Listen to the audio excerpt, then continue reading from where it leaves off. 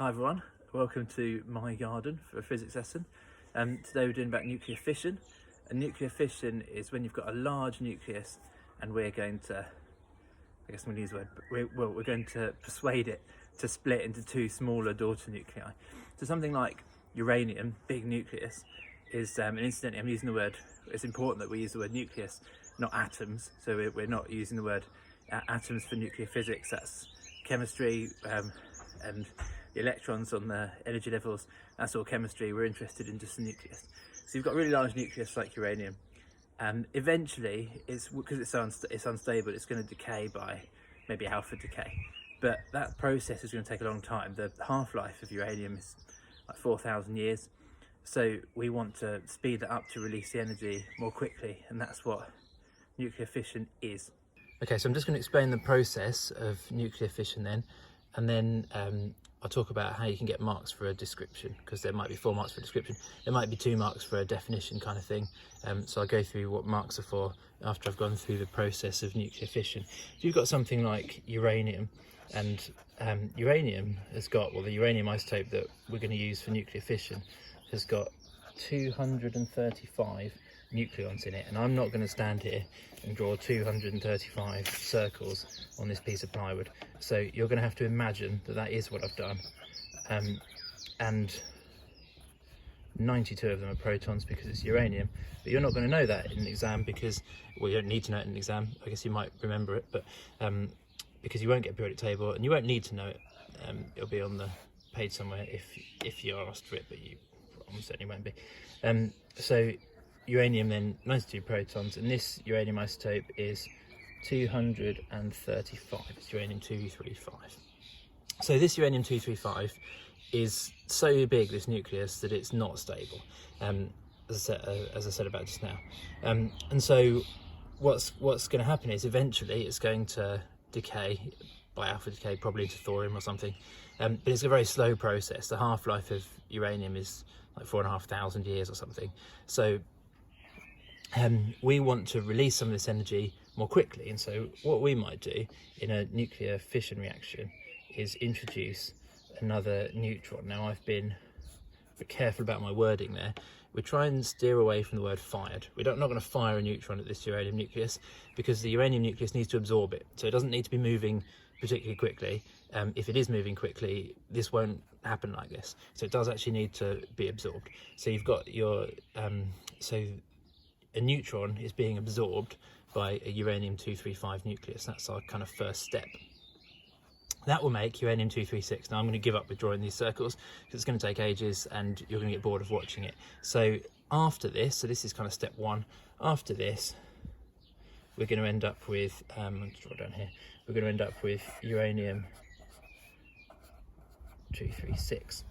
So it's got an extra neutron, that neutron in fact, and this uranium-236 is even more unstable than your uranium-235. It's so unstable that what it's going to do is it's going to split into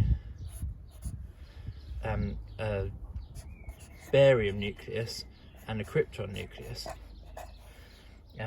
It's going to be barium-141, you don't need to know these numbers, and barium and corresponding krypton 92. You don't need to know them, but I've put them on because it's clear that 141 plus 92 does not equal 236. So what you're also going to end up with are 3 neutrons.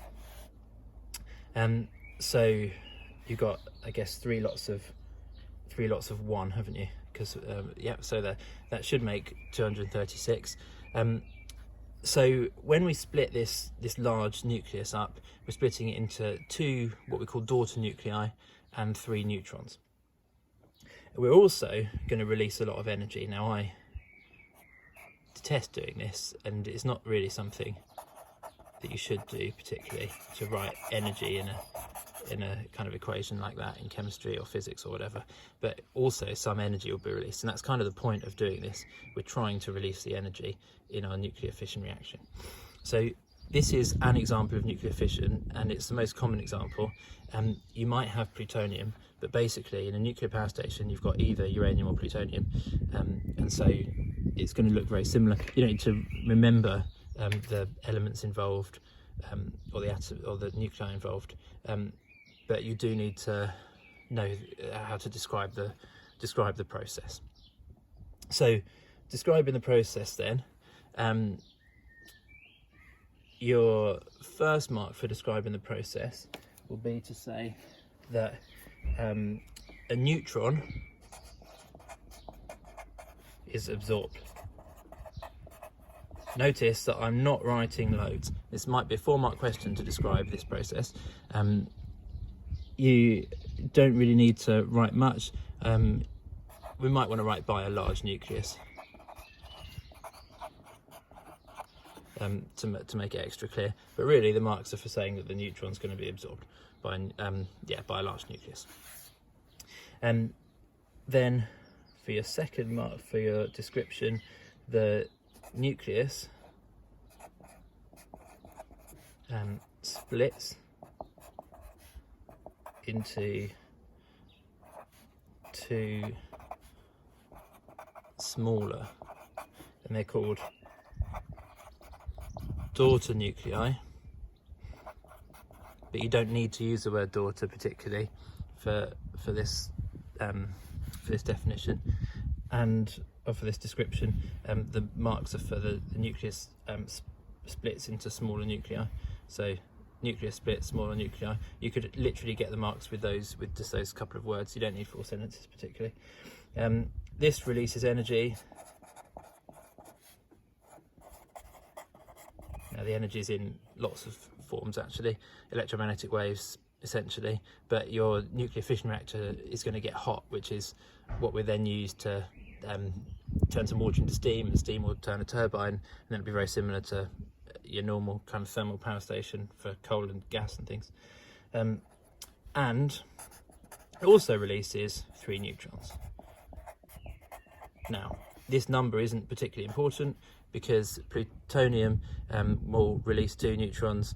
You don't need to know how many neutrons are being released in which fission reaction, but it will release neutrons. I've put the number 3 in there to make it clearer for you guys, but it'll release 3 neutrons. So hopefully this helps. What I'm going to ask you to do is, and I haven't actually drawn the classic diagram here, if you Google nuclear fission, you'll see like a big old nucleus, a neutron coming in, and then you'll see that it goes to an even bigger nucleus, and then it will go to your 2 daughter nuclei and your 3 neutrons, right? And that kind of classic diagram that you could get from a Google Images search. These 3 neutrons that come off there's loads of uranium about, uranium-235. They're going to be absorbed by some uranium-235. So we've got 1 fission event, let's call it, but as soon as that's happened, we're going to have 3 fission events, and as soon as that's happened, we're going to have 9 fission events, and as soon as that's happened, we're then going to have 27 fission events, and so on. And so this is very quickly going to exponentially increase. So we've released a little bit of energy here, but very quickly we're going to release loads and loads and loads of energy, hence the nuclear explosions that you might have seen to end the Second World War, or just nuclear tests that you might have seen. So this is not good. Yeah, in a fission power station, we absolutely definitely don't want this stuff happening too much, which is what happened in Chernobyl and the massive explosion that happened there.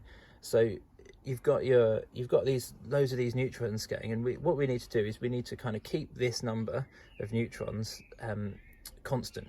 We don't want it increasing because that's going to increase the number of fission events very, very quickly.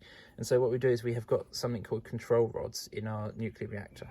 And the control rods will absorb some of these neutrons. And you can absorb more neutrons by putting more control rods in, or you can absorb fewer neutrons by taking some of the control rods out. But you need control rods in your nuclear fission reactor. This is called a chain reaction when this happens.